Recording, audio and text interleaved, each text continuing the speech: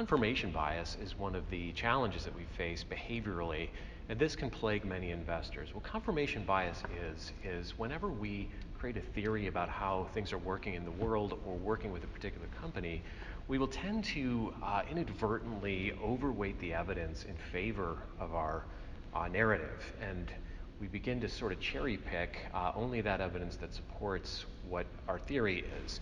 That dangerously puts us in the position of ignoring important counter evidence that would give us warning signs that maybe we're not on the right track. Confirmation bias was cleverly studied by Peter Wason, a reasoning researcher in the 1960s. And what Wason would do is give people a simple number sequence, 2, 4, 6. And he would ask his subjects, what's the secret rule to those numbers? And they would have an opportunity to create their own number sequences, and he would tell them whether it fits the pattern. So people get 2, 4, 6, and they say, well, let's see, would 8, 10, 12 fit the pattern? And Wason would say, yes, it fits it. Okay, what about 14, 16, 18? Sure, that fits it as well. I know it. It's count up by 2 with even numbers. And he would say, no, that's wrong.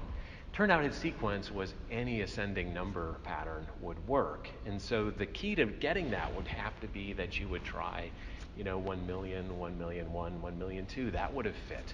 And so people just didn't look for that evidence that would break their current theory. And so that was where they overweight whatever the evidence supports what they're thinking right now.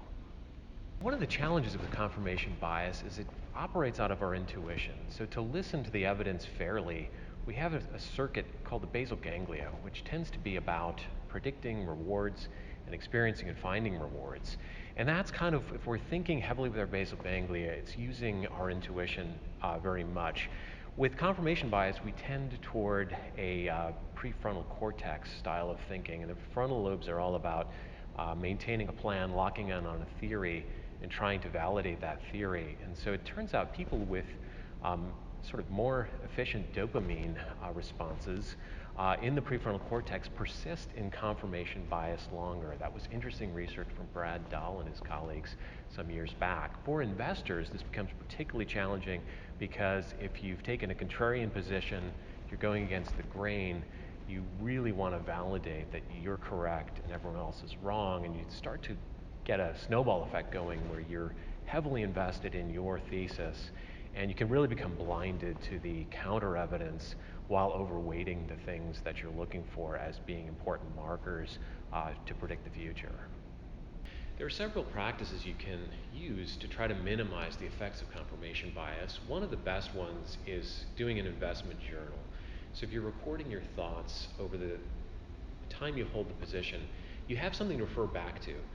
And if you start to overthink kind of cherry picking that evidence, you can often look back to what your original thesis was or your early thoughts and just have a reality check. Were those things really important when you set out on your thesis? And if they're not, you can certainly adjust based on what you have recorded. Just the act of writing is also very effective too. So it tends to highlight, and you have some level of objectivity that can be assembled just by putting your thoughts on paper, because you have to think it through a little bit more rigorously, which is very helpful. That allows you to also do what's called a pre-mortem, which was before you take a position, imagine how it's going to play out based on what you understand to be the facts now.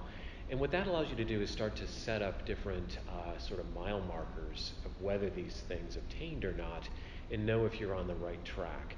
Also, doing a post-mortem is very useful. When you complete an investment position, you just revisit your original thoughts and look at how it may have either fit your original thesis or ways that it had changed over time. And if you notice that you started to gravitate and shift toward a different position, that's possibly the influence of confirmation bias. Another very good tip is to involve a devil's advocate in your work. So talk it through with a colleague or with a knowledgeable friend and just run your idea by that person and have them really question your assumptions, force you to think through alternative positions. And doing this is quite important with another person because they will have a different vantage point and they'll tend to highlight things that are less coherent with your own personal theory. And then lastly, if you're particularly confident in a position, that's a warning sign in and of itself. So that's where we tend to allow our psychological biases to get the better of us, and we fail to really calibrate properly. So when you're overly confident, when you're very confident in something, you might be overly confident, and that leaves you open to confirmation bias as well as some other biases. And that's probably where your frontal lobes become too active, and you have to kind of put the brakes on and check your assumptions.